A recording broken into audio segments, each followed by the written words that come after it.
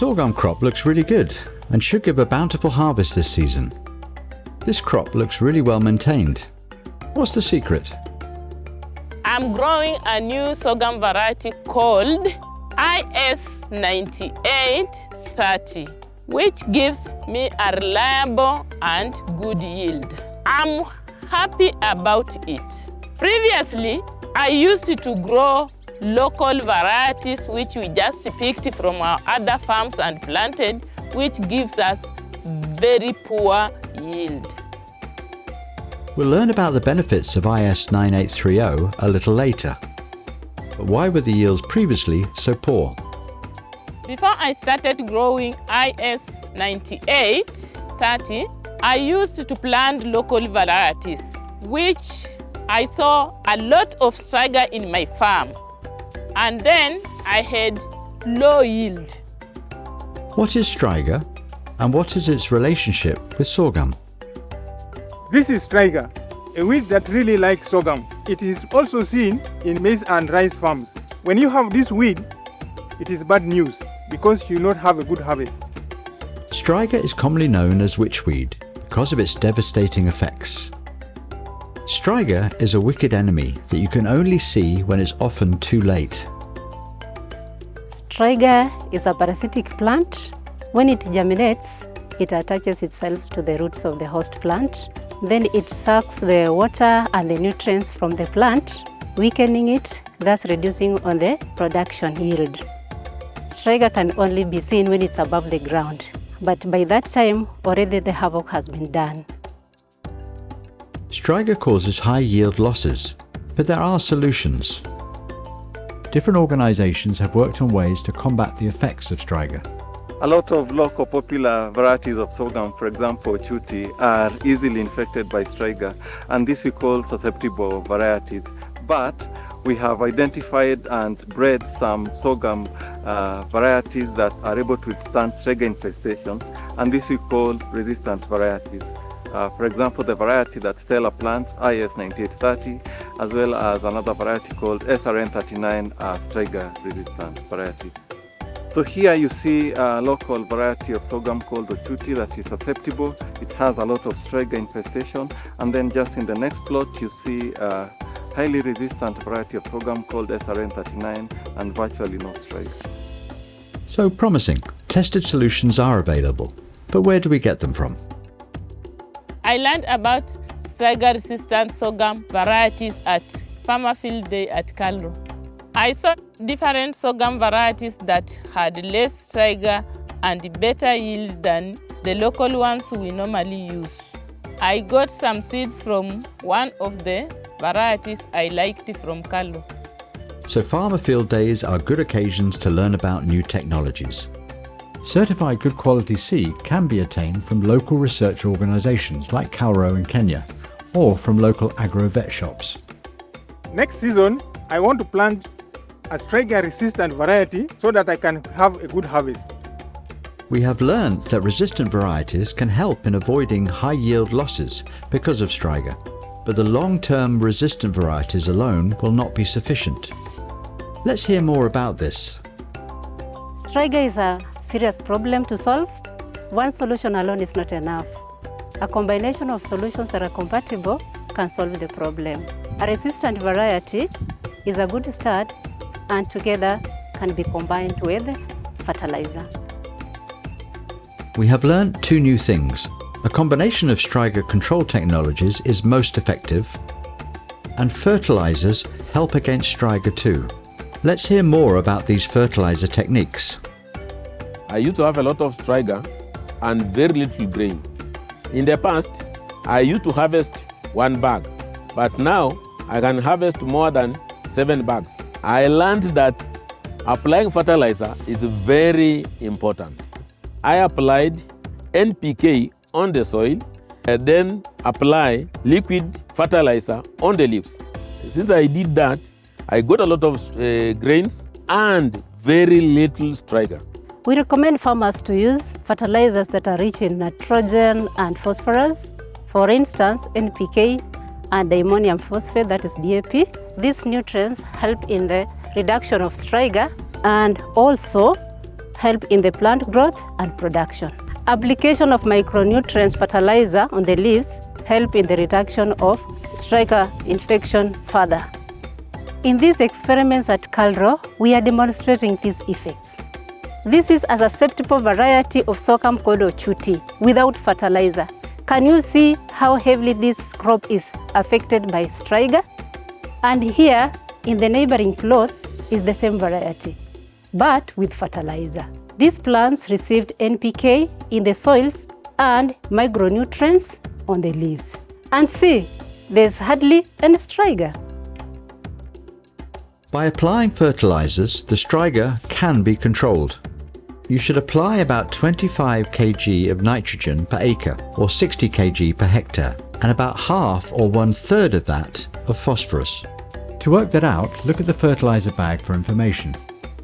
The NPK composition of this fertilizer, for example, is 16-29-2, meaning 16% of nitrogen N, 29% of phosphate P, and 2% potassium oxide K2O.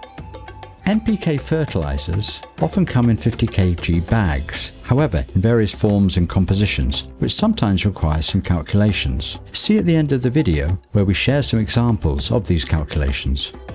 You best apply half of the NPK or DAP fertilizer at planting, and the other half with urea somewhere mid-season. The best results can be obtained when you also supply the crop with micronutrients, sometimes called trace elements. Micronutrients or trace elements are best applied to the leaves in the form of folio fertilizers. Follow the instructions on the label of the bottle of your folio fertilizer. For this product, the recommendation is 1 to 2 applications of 2 to 3 litres per hectare.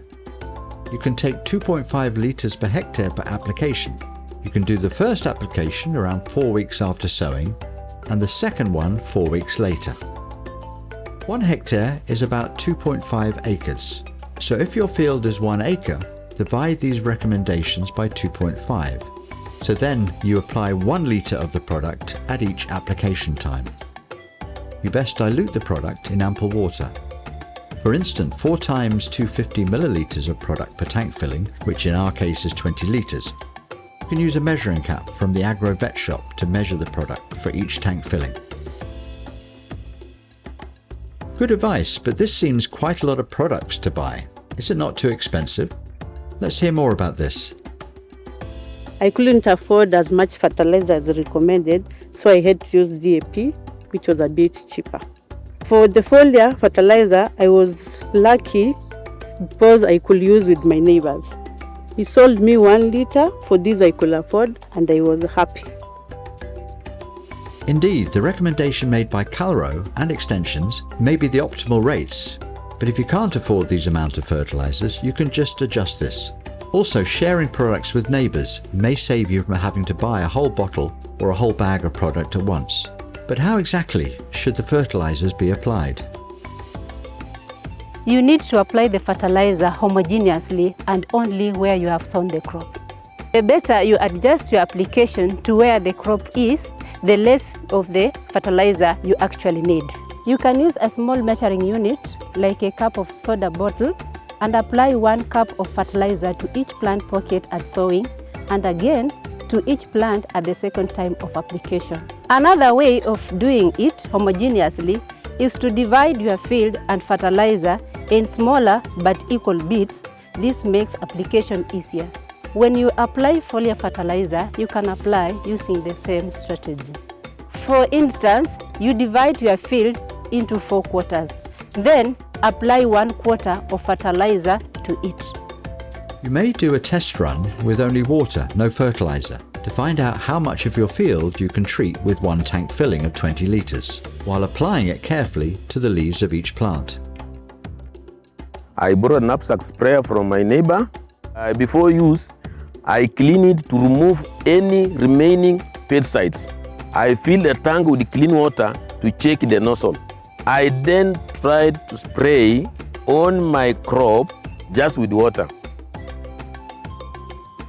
When applying the folio fertilizer, walk slowly and make sure you spray the fertilizer on as many of the leaves of each plant as possible.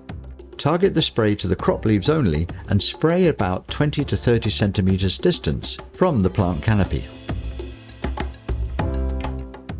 Make sure you apply the folio fertilizers in the late afternoon when the sun is not at its highest to avoid leaf burns. Do not apply when you expect rain, as it will wash away the fertilizers. Also, don't worry about protective gear, as these products are not toxic and are also applied with lots of water, so the concentration is quite low. Remember that you get the best results when you combine Striga control technologies. So if you can, combine a resistant sorghum variety with these fertilizer solutions. You can also intercrop or rotate your sorghum with another crop that is not a cereal crop. Legumes like pulses or groundnut work very well as additional Striga control. In addition to resistant varieties and fertilizer, we recommend farmers to use legume crops like cowpea, sesame or groundnuts as an intercrop or in rotation. This provides extra protection against Striga. To summarize, Striga is a parasitic weed that destroys your sorghum crop. If you don't do anything, you will get more and more of this weed and less of your crop. Control Striga by combining different techniques. You can use a Striga-resistant sorghum variety, for instance IS9830, Fremida, or Serena. You can combine this with NPK or DAP fertilizers. A balanced fertilizer application requires 4 units of NPK or DAP and 1 unit of urea fertilizer per acre. For instance, 4 25 kg bags of NPK or DAP fertilizer and 1 25 kg of urea fertilizer per acre. Apply these in 2 splits, one application at sowing in the sowing pocket or row and one before sorghum flowering near the sorghum plants. You can get even better results by also applying micronutrients. These micronutrient fertilizers can be sprayed on the leaves of your crop. This is called foliar fertilizer. Check the label on the bottle to see how much foliar fertilizer you need to apply and how often. You can do the first application when your crop is about 4 weeks old and the second application 4 weeks later or at the start of the sorghum flowering. Apply carefully to as many leaves as possible of each plant. You can dilute 1/4 liter of the folio fertilizer in a 20-liter knapsack sprayer tank and apply that till the solution is finished. Then make a new solution and resume where you ended the previous application. Apply in the late afternoon and avoid rainstorms. If you cannot afford applying the recommended fertilizer quantities, just try and apply as much as you can. In addition to resistant varieties and fertilizers, you can rotate or intercrop your sorghum with pulses or groundnuts. Combining different Striga control options will give you less Striga and more grains.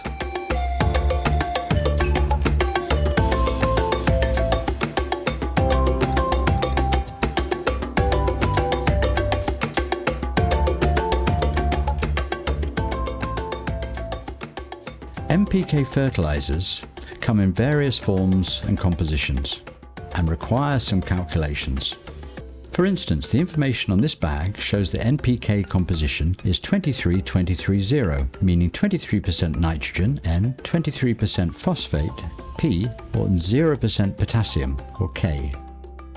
100 kg of this fertilizer contains 23 kg of nitrogen N, 23 kg of phosphate, which is around 10 kg of P, phosphorus, because phosphate contains around 44% of phosphorus. To get near to the required 25 kg of N per acre, you would need to apply 100 kg, hence 2 times a 50 kg bag of NPK fertilizer per acre. This way, you would apply 10 kg of P per acre, which would be okay. The other NPK fertilizer for sale in this AgroV shop shows a different composition. 100 kg of this fertilizer contains 16 kg of nitrogen, 29 kg of phosphate, and 2 kg of potassium. 29 kg phosphate is about 12.5 kg of P. One bag contains half of that, hence 8 kg of N and 6.25 kg of P. To get near the required 25 kg of N per acre, you would need to apply 150 kg, hence 3 times a 50 kg bag of NPK fertilizer per acre. This way you would apply 3 times 6.25 kg, hence 18.75 kg of P per acre, which would be on the high side. Here, a solution would be to apply a part of the required N through NPK and part through urea fertilizer, which contains 46% of N. For instance, 2 bags of NPK supplies the crop with 16 kg of nitrogen and 12.5 kg of phosphorus. 25 kg of urea, hence half a 50 kg bag, supplies the crop with 11.5 kg of nitrogen. Together, this gives your crop 27.5 kg of N, which is around the recommended rate per acre and 3 times the quantity of applied P. If you have DAP instead of NPK, you may apply 40 kg DAP per acre, or 100 kg per hectare, and 40 kg of urea per acre. DAP contains 18% N and 20% P, hence 40 kg contains 8 kg of P and around 7 kg of N. You then add around 18 kg of N through the 40 kg of urea, giving the crop the required 20 kg of N and a third of that of P. Measured per hectare, this is 2 bags of DAP and 2 bags of urea. For more information, contact your local Agrovet stores.